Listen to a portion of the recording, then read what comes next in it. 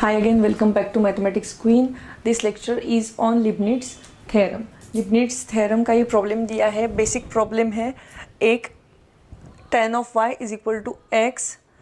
Prove that 1 plus x square y of n plus 1 plus 2nx y of n plus n minus 1 y of n minus 1 equal to 0. ये जो है हमको ये equation prove करना है using लिबनिट्ज theorem. अब लिबनिट्ज theorem का एक लंबा सा फॉर्मूला लिख के दिया जाता है कॉलेजेस में, तो मैं फॉर्मूला बिना यूज़ करे कैसे आपको ध्यान में रखना है, कैसे प्रॉब्लम सॉल्व करना है, मैं आपको बताऊंगी. फर्स्ट ऑफ ऑल ये प्रॉब्लम जो है वो है tan y is equal to X. tan y is equal to X. तो स्टेप नंबर 1 इम्पॉर्टेंट स्टेप है, वो आपको ध्यान में रखना है कि आपको लिबनिट्ज रूल अप्लाई करने के पहले या इसको डिफ्रेंशिएट करने के पहले इस इक्वेशन को y के फॉर्म में पहले ला लेना है. अब y के फॉर्म में लाना है, इन्हें लेफ्ट हैंड साइड में सिर्फ y होना चाहिए और सब x की terms right hand side, in fact सब जो टर्म्स है वो राइट हैंड साइड में ही होना चाहिए, सिर्फ लेफ्ट हैंड साइड में सिर्फ y होना चाहिए. तो इसके लिए हमको क्या करना पड़ेगा, tan जो इसके साथ y के साथ tan लगा हुआ है वो ट्रिग्नोमेट्री फंक्शन को हमको उस साइड शिफ्ट करना है. उस साइड शिफ्ट करेंगे तो हमारा tan का हो जाएगा tan इनवर्स ऑफ x. अब ये हमारा y का इक्वेशन हमें मिल गया है. अब हमको क्या करना है, जो प्रूफ करने बोला है उसमें उसको ऑब्जर्व करना है कि y ऑफ n प्लस 1 लिखा है या y ऑफ n प्लस 2 लिखा है या y ऑफ n प्लस 3 लिखा है. इसमें हाईएस्ट जो है वो है y ऑफ n प्लस 1, यानी कि अगर यहाँ पे प्लस 1 लिखा होगा तो हमको करना है डिफरेंशिएशन एक बार, और अगर y ऑफ n प्लस 2 लिखा होगा तो हमको करना है डिफरेंशिएट 2 बार बिफोर अप्लाइंग लिबनिट्ज थ्योरम. सो अगर हमको लिबनिट्ज थ्योरम अप्लाई करना है तो सबसे पहले हमको डिफरेंशिएट करना पड़ेगा एक बार, क्योंकि प्रॉब्लम में लिखा है n प्लस 1. सो इसको अगर हम लोग डिफरेंशिएट करते हैं तो आएगा y1, y की जगह आएगा y1 और tan इनवर्स ऑफ x का डेरिवेटिव रहेगा 1/1 प्लस एक्स स्क्वायर. अब इसमें जो डेरिवेटिव है, डेरिवेटिव के कंसेप्ट आपके बहुत अच्छे होना चाहिए. तो इसमें डेरिवेटिव का बेसिकली एक पार्ट जो है वो है चेन रूल, जो बहुत इम्पॉर्टेंट है लिबनिट्ज थ्योरम में. आपको अप्लाई करते वक्त चेन रूल आपको अच्छे से आना चाहिए. तो चेन रूल का मेरा एक लेक्चर अपलोडेड है, वो आप व्यू कर सकते हैं. अगर आपके डेरिवेटिव के बेसिक कंसेप्ट क्लियर है तो ही आप लिबनिट्ज रूल आपको इजी लगेगा. अदरवाइज अगर आपका चेन रूल अगर आपको पता नहीं है तो चेन रूल जो लिबनिट्ज थ्योरम के लिए चेन रूल जो है वो बहुत अच्छे से आपको आना चाहिए, तभी आप लिबनिट्ज थ्योरम पे स्विच कर सकते हैं. जैसे मैंने बताया फर्स्ट स्टेप इम्पॉर्टेंट कि एक साइड मतलब लेफ्ट हैंड साइड में हमको सिर्फ y की टर्म चाहिए और राइट हैंड साइड में x की टर्म्स या फिर बाकी टर्म्स पूरी राइट हैंड साइड में चाहिए. वैसे ही सेकंड स्टेप जो है वो इम्पॉर्टेंट स्टेप आपको ध्यान में रखना है कि डिनोमिनेटर को हमेशा, लिबनिट्ज का कोई भी प्रॉब्लम रहे, डिनोमिनेटर को हमेशा आपको शिफ्ट करना है न्यूमरेटर में. तो यहाँ पे डिनोमिनेटर में कोई भी टर्म आती है, जब हम लोग सॉल्व करते हैं और डिनोमिनेटर में जो भी टर्म होंगी वो हमको न्यूमरेटर में लेके जाना है. तो ये हो जाएगा y1 into 1 plus X square is equal to 1, y1 1 plus X square minus 1 equal to 0. तो ये स्टेप आप ध्यान में रखना है कि डिनोमिनेटर में कोई भी टर्म आपको नहीं चाहिए, जो भी टर्म है आपको न्यूमरेटर में यहाँ पे शिफ्ट करना है. उसके बाद हमारा यहाँ पे इक्वेशन कंप्लीट हो जाता है, क्योंकि हमको यहाँ पे चाहिए था y ऑफ n प्लस 1 और यहाँ पे हमारा y1 का इक्वेशन आ गया है. जब n प्लस 1 लिखा रहता है हमें इक्वेशन में y1 दिखना चाहिए, और अगर n प्लस 2 लिखा रहता है तो हमें इक्वेशन में y2 दिखना चाहिए. इसलिए हमको इसको सेकंड टाइम डेरिवेटिव करना पड़ता है अगर यहाँ पे n प्लस 2 रहा तो. नाउ ये y1 का इक्वेशन तो बन गया है. So directly applying Leibniz rule. अब जो लिबनिट्ज रूल है इसके लिए एक लंबा चौड़ा फॉर्मूला है. सो फॉर्मूला नहीं बताते हुए मैं आपको जैसे स्टेप्स बताती हूँ आपको उसी स्टेप के अकॉर्डिंग आपको सॉल्व करना है. इसके लिए सेपरेट लिबनिट्ज रूल लगेगा और इसका तो डेरिवेटिव 1 का 0 ही होने वाला है. तो जब लिबनिट्ज रूल लगाते हैं तो एक टर्म y की रहेगी और एक ब्रैकेट x की रहेगी. अब x की जो टर्म है वो हमको पहले वैसे ही लिखना है और x की जो ब्रैकेट है वो है 1 प्लस एक्स स्क्वायर यहाँ पे. तो 1 प्लस एक्स स्क्वायर को हमको फर्स्ट स्टेप में वैसे ही लिखना है. तो मैं आपको ये लिबनिट्ज रूल बता रही हूँ विदाउट यूजिंग फॉर्मूला. नाउ एक बात ध्यान में रखना है कि y की जो भी टर्म होंगी उसके जो बेस है यहाँ पे, जहाँ पे 1 लिखा रहता है या 2 लिखा रहता है, जो भी लिखा रहता है, यहाँ पे पहले n हमको ऐड करना है। ये फर्स्ट स्टेप है। जो सेकंड स्टेप रहेगी उसमें, मतलब सेकंड टर्म रहेगी प्लस के बाद उसमें रहेगा -1। क्यों? क्योंकि हमको जो फर्स्ट स्टेप रहेगी उसमें n ऐड करना है, और बाकी की जो आगे जितनी भी स्टेप्स आती है उसमें हमेशा आपको -1 करते जाना है। ये मोस्ट इम्पॉर्टेंट है लिबनिट्ज में, ये आपको ध्यान में रखना है। फॉर एग्जाम्पल अगर यहाँ पे है y(1), इसकी जगह पे होता y(3), एग्जाम्पल दे रही हूँ। अगर y3 होता तो फर्स्ट स्टेप पे हम लिखते n+3। क्यों? क्योंकि पहली स्टेप हमको क्या करना है, n ऐड करना है। तो 3 है तो n+3, 1 है तो n+1, 2 है तो n+2। फिर जो नेक्स्ट स्टेप रहेगी उसमें इसमें से -1 करना है। अगर मैं इसमें से -1 करती हूँ तो 3 - 1 = 2, तो यहाँ पे हमको नेक्स्ट स्टेप में मिलेगा n+2। फिर और एक बार कम करेंगे n+1, फिर और एक बार कम करने जाएंगे तो +1 - 1 कैंसिल होके हमें सिर्फ मिलेगा y(n). उसके बाद की स्टेप में y(n-1), उसकी बाद की स्टेप में y(n-2). बहुत रेयरली ऐसे जाता है इतना दूर तक, लेकिन आपको सिर्फ मैं स्टेप क्लियर कराने के लिए बता रही हूँ कि अगर ऐसा आता है तो आपको पहले स्टेप में +n करना है, बाद की स्टेप में ये जो भी नंबर है इसमें से -1 करते जाना है। ठीक है। अब यहाँ पे है y(1), तो हमें ये स्टेप अप्लाई करने के लिए सबसे पहले n ऐड करना है। तो यहाँ पे हो जाएगा y(n+1), देन प्लस की साइन देना है। हमेशा बीच में, हर एक के बीच में फॉर्मूला अप्लाई करते समय प्लस की ही साइन है। सो जो नेक्स्ट स्टेप है उसमें आपको ध्यान में रखना है n/1 ये टर्म, क्योंकि इसके बाद के स्टेप में n इंट्रोड्यूस होता है n/1। ठीक है। इसके बाद में हमको इस ब्रैकेट का करना है डेरिवेटिव। 1 का डेरिवेटिव है 0 एंड x² का डेरिवेटिव है 2x। और इसमें फिर से जैसे मैंने बताया था n ऐड करने के, एक बार यहाँ पे n ऐड किया, उसके बाद में हमको करना है -1। तो यहाँ पे +1 और -1 दोनों कैंसिल होके बचेगा सिर्फ n, तो यहाँ पे आएगा y(n). देन नेक्स्ट स्टेप में n-1/2। तो आपने देखा होगा n/1।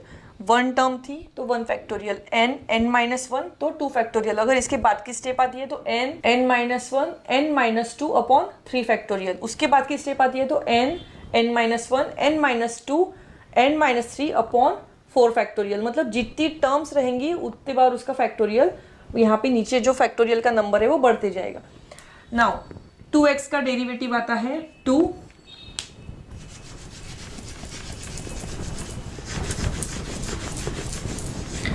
2x का डेरिवेटिव आता है 2 एंड y(n) में से फिर से -1, क्योंकि मैंने बताया पहले इसमें n ऐड किया, दूसरे इसमें -1 किया, उसके बाद और एक -1 किया, तो यहाँ पे फिलहाल कुछ भी नहीं है नंबर, इसलिए यहाँ पे -1 आएगा।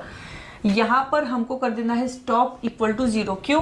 क्योंकि इसके बाद में अगर मैं स्टेप करती भी हूँ, फॉर एग्जाम्पल अगर मैं करती हूँ n-1 n-2/3, लेकिन मुझे पता है कि 2 का डेरिवेटिव, क्योंकि हम लोग को x की ब्रैकेट का हमेशा डेरिवेटिव करते जाना है, तो जब तक कांस्टेंट नहीं आता तब तक ही करना है, क्योंकि कांस्टेंट का डेरिवेटिव यहाँ पे आने वाला है 0 n-2 = 0। तो हमको पता है कि 0 से कुछ भी मल्टीप्लाई करेंगे तो ये 0 ही आने वाला है। तो इतना ध्यान में रखना है आपको कि जब x की ब्रैकेट कांस्टेंट तक आ जाती है तो वहाँ पे आपको कर देना है स्टॉप =0।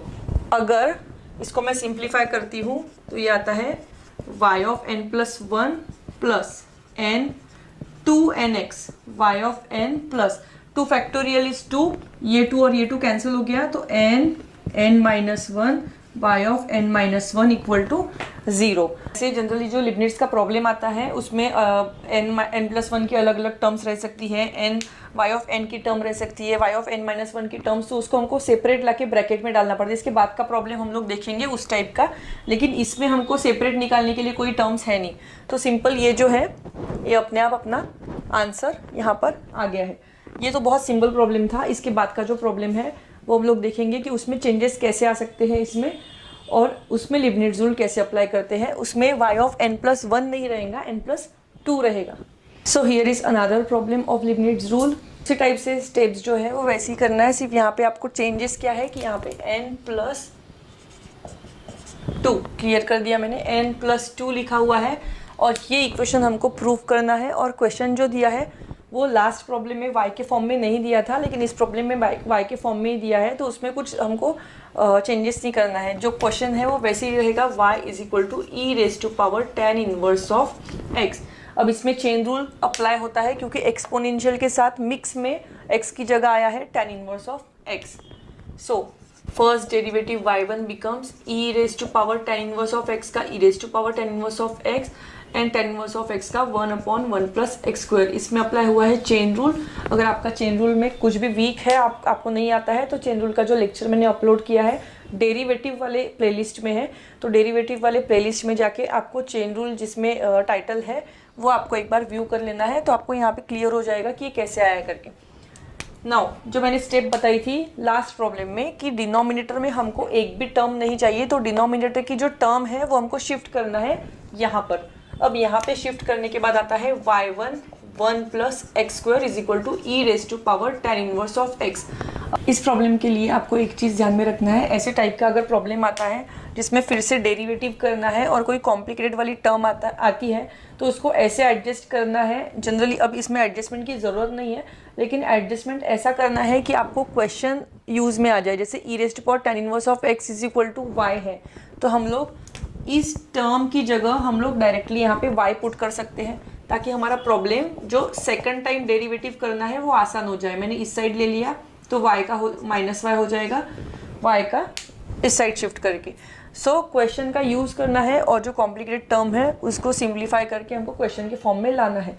ऐसे बहुत सारे प्रॉब्लम आएंगे जिसमें जो बहुत इस यहाँ पर जो राइट हैंड साइड में कॉम्प्लिकेटेड हो जाता है, उस टाइम हमको कुछ पुट करके या ट्रिग्नोमेट्री फार्मूला वगैरह यूज़ करके हम लोग एडजस्टमेंट करके क्वेश्चन के फॉर्म में लाके उसको सॉल्व कर सकते हैं। हमको यहाँ पे 2 बार डेरिवेटिव करना है क्योंकि हमारी अभी तक y2 की टर्म नहीं आई है। जैसे मैंने प्रीवियस प्रॉब्लम में डिटेल में बताया था कि n+2 रहा तो हमको 2 बार डेरिवेटिव करना है, n+1 रहा तो ये सफिशिएंट था।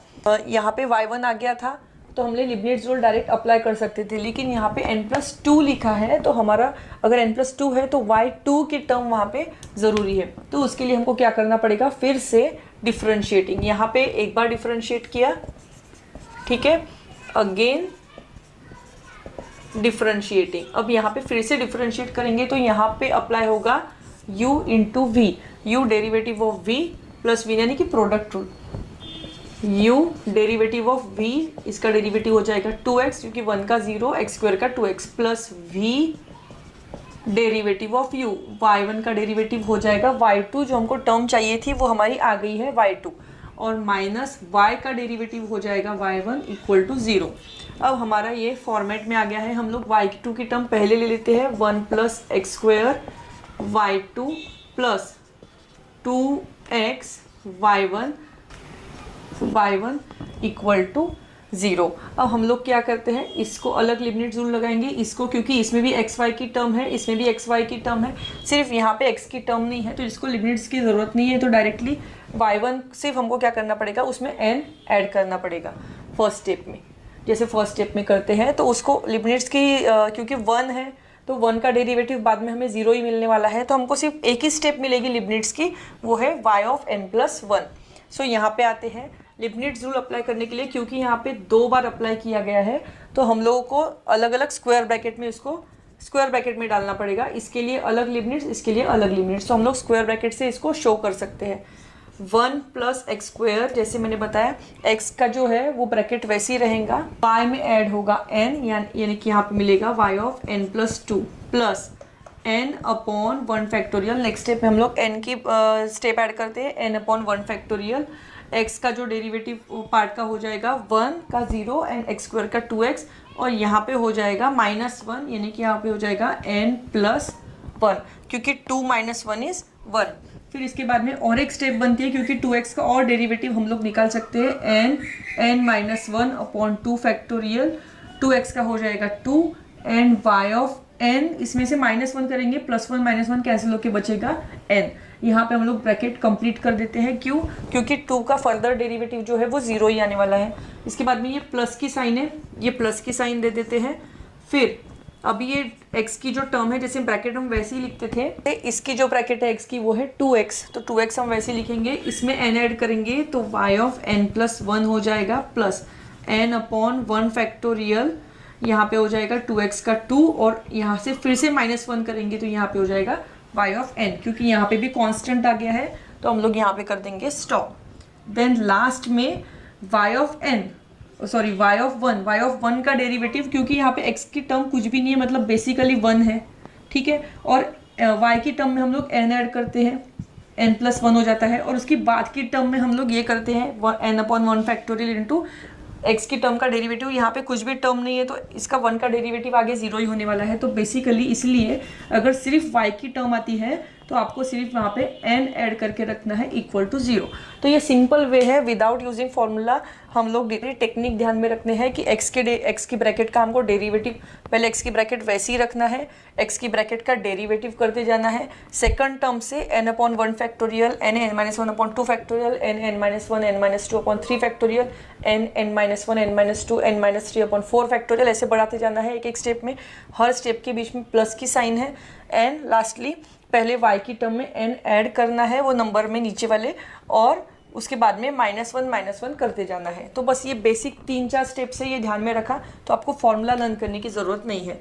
अगर मैं इसको सिंप्लीफाई करती हूँ, यानी कि ब्रैकेट ओपन करती हूँ, तो ये मुझे मिल जाता है 2nx y of n plus 1 plus 2 factorial, 2 cancel हो गया, n-1 y of n plus 2x y of n plus 1 plus 2n y of n minus y of n plus 1 equal to 0। Now इसमें से n plus 2 की हमारे पास एक ही term है, n प्लस 1 की हमारे पास n plus 1 n plus 1 n plus 1 की हमारे पास 3 टर्म है, और y ऑफ n की 1 2 ऐसे अलग अलग अंडरलाइन कर दिया मैंने ताकि जल्दी से आपको समझ में आ जाए। 1 upon y of n plus 2 की एक ही टर्म है तो उसको वैसे ही रखेंगे हम लोग। n प्लस 1 की हमारे पास 3 टर्म है, वो है 2nx, इसे कोएफिशिएंट लिख देते हैं 2x, और आखिरी में है -1 y ऑफ n प्लस 1। फिर y ऑफ n की हमारे पास 2 टर्म है, that is n-1 plus 2n bracket complete y of n equal to 0। तो हमने किया क्या है, हमें ये जो लाना है प्रूफ का जो प्रॉब्लम है, जो प्रूफ करने बोला है, उसमें भी separate y of n plus 2 y of n plus 1 और y ऑफ n की टर्म सेपरेट की हुई है, वैसे ही हमको यहाँ पे सेपरेट करना है y of n plus 2 n plus 1 and y of n।